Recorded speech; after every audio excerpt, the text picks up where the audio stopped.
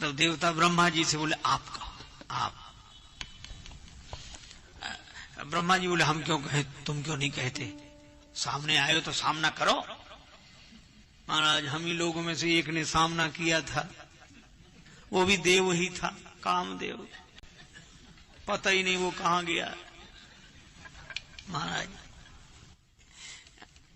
तो ब्रह्मा जी से शिव जी ने कहा कि क्या बात है, आप ही बोल दीजिए क्या है।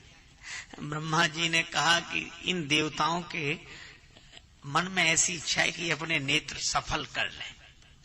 सफल हम समझे नहीं, अभी सफल हुए नहीं, दर्शन तो करने आए हो रहे। सकल सुरन के हृदय शंकर परम ऊंचा, निज नयनन देखा चाहि नाथ तुम्हारा विवाह।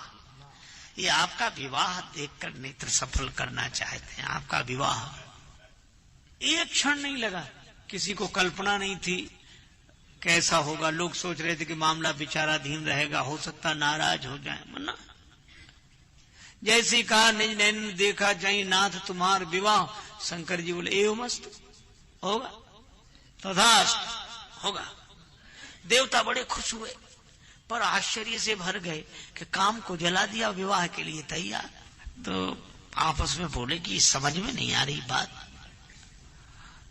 तो बोले तुम यहां समझने आए हो कि अपना काम बनाने आए हो? बन गया काम, खाए को समझते हो। एक देवता बोला फिर भी। शिव जी ने कहा क्या पूछ रहे हैं? ब्रह्मा जी बोले कुछ नहीं, नहीं बोलो। कहा ये देवता ये कह रहे हैं कि बात समझ में नहीं आई, काम को जला दिया और विवाह के लिए तैयार।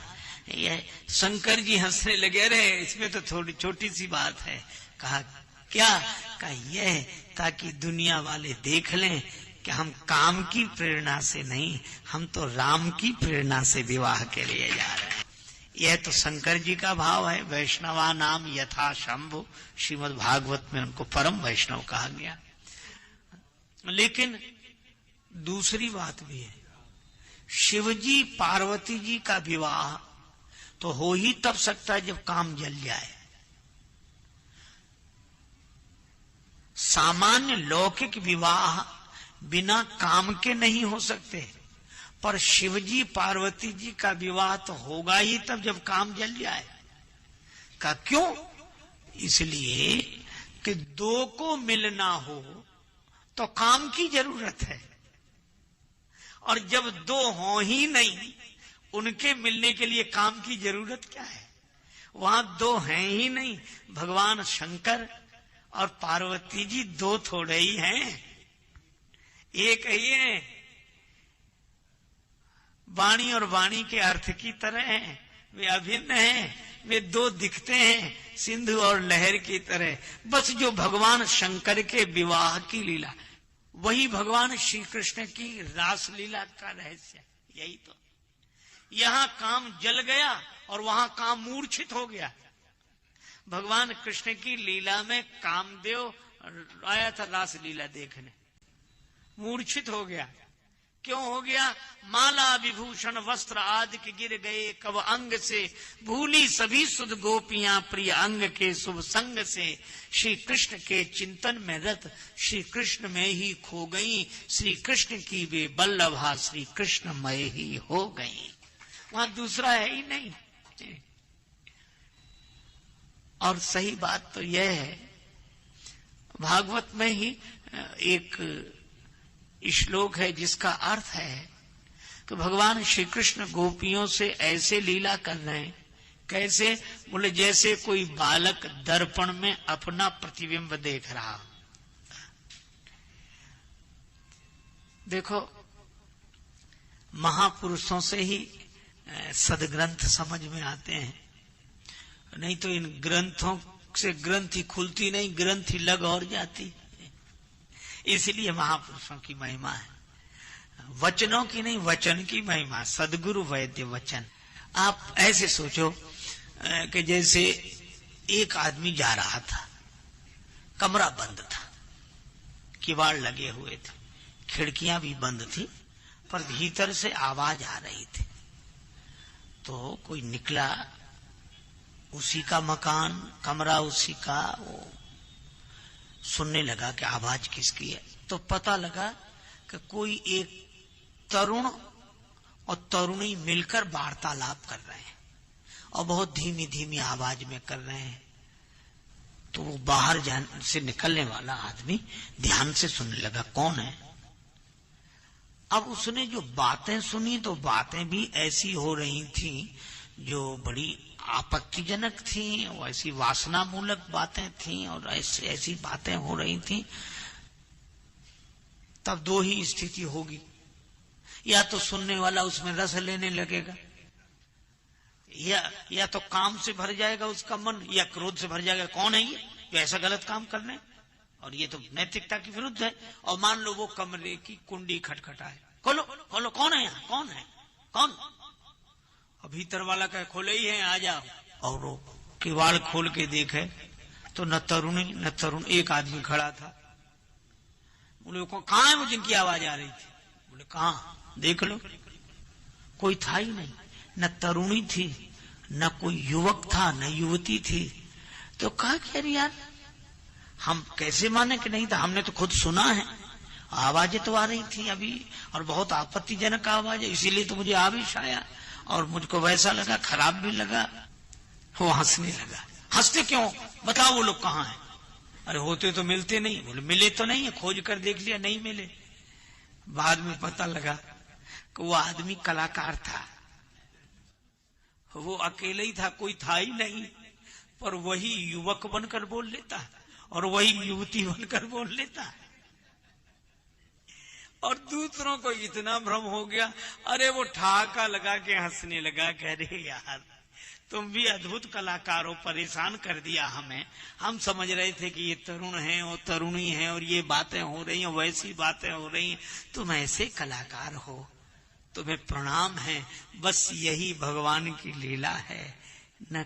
वो ऐसा कलाकार है कि वही ग्वाल होकर बोलने लगता, वही गोपी होकर बोलने लगता, वह एक होने के बाद भी दो होकर दिखने लगता है। और जब इस रहस्य को जाना तो काम मूर्छित हो गया कि यहाँ तो दूसरा है ही नहीं। काम का तो काम वहां चलता जहाँ दो हों, द्वैत में काम वासना स्फुरित होती है और दो है नहीं। पर जहाँ श्याम है, जहाँ राम है, जहाँ राम तहाँ काम नहीं, जहाँ काम नहीं राम। इसी तरह शंकर भगवान और पार्वती जी में द्वैत नहीं है, श्री राधा कृष्ण में द्वैत नहीं है, श्री सीताराम में द्वैत नहीं है, जीवात्मा परमात्मा में भी द्वैत नहीं है। ये तो ऐसे ही है जैसे समुद्र और समुद्र की लहर मिलकर, ये रासलीला हो रही, समुद्र की रासलीला है। वो अपनी लहरों के साथ लहर बनकर वही तो लीला कर रहा है, जीव बनकर वही लीला कर रहा है। एको हम बहुत श्यामा। और इसी तरह श्री कृष्ण गोपी बनकर लीला कर रहे हैं। और इसी तरह श्री शंकर भगवान पार्वती जी के रूप में वही, शिव जी के रूप में भी वही। इसीलिए यहाँ काम जलेगा तब तो मिलन होगा। और इसीलिए शंकर जी ने काम को जला दिया और विवाह के लिए तैयार। देवता बड़े खुश हुए। किसी ने कहा कि इनकी बातें समझ में नहीं आती, पता नहीं क्या क्या कह रहे हैं, कहाँ की हाँक रहे हैं, कुछ समझ में नहीं आता। ये ब्रह्मा जी बोले इनकी बात तुम्हें समझ में आएगी भी नहीं। कहा क्यों नहीं आएगी? बोले तुम हो देव, ये है महादेव, और देव को महादेव की बात कैसे समझ में आ जाए। अच्छा एक और यह भी अद्भुत बात देखो कि देव जो बने वो अमृत पीकर बने। ये अमृत पीकर देव हैं, वो विष पीकर महादेव हैं। उसी समुद्र से अमृत निकला, उसी से विष, और अमृत पीने वाले देव रह गए और विष पीने वाले महादेव हो गए। मुस्कुराकर जिसको गम का जहर पीना आ गया, यह हकीकत है जहां में उसको जीना आ गया। तो देवताओं ने कहा कि अब चले। ब्रह्मा जी बोले ठीक है चलो। और शंकर जी उसी तरह अलमस्त अपने आप में। ये समता का भाव, ये समत्व का भाव नहीं, समत्व की स्थिति, समत्व में समत्व का स्वरूप हो जाना। ज्ञान मान जहां एक नाही, ऐसी ये समत्व का साक्षात स्वरूप हो जाना ही सद्गुरु का स्वरूप है। यह सद्गुरु तत्व है। ऐसी समता का भाव, समत तो सहज, काम जल गया तो भी ठीक, विवाह के लिए चल दिए।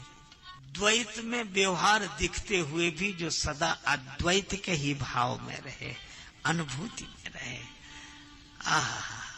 अच्छा, सचमुच यही बात है कि आदमी जब चलता है तो पांव उसके दो नीचे दिखते, नीचे देखो तो द्वैत है, दो हैं, पर जरा इस द्वैत से ऊपर तो उठो, ऊपर तो एक ही है। जो निचले स्तर पर आकर देखते हैं उन्हें द्वैत दिखता है, और जिस भाव से ऊपर उठकर देखते हैं उन्हें अद्वैत दिखता है। शंकर जी अपनी उसी मस्ती, देवता आए और चले गए, उन्हें कोई फर्क नहीं पड़ा, कोई आए कोई जाए। रुद्रगणों ने कहा कि बाबा विवाह के लिए कह दिया? शंकर जी बोले हाँ कह दिया। कह तो दिया, घर में कुछ है? अरे विवाह करने के लिए घर में तो कुछ हो। शंकर जी बोले कुछ नहीं है। और कहा कि आपको चिंता नहीं है? शंकर जी बोले इसलिए तो चिंता नहीं है, कुछ हो तब तो चिंता हो, कुछ है ही नहीं तो चिंता काहे की करें। जिनके पास कुछ होता है उन्हीं के मन में कुछ होता है कि चला ना जाए,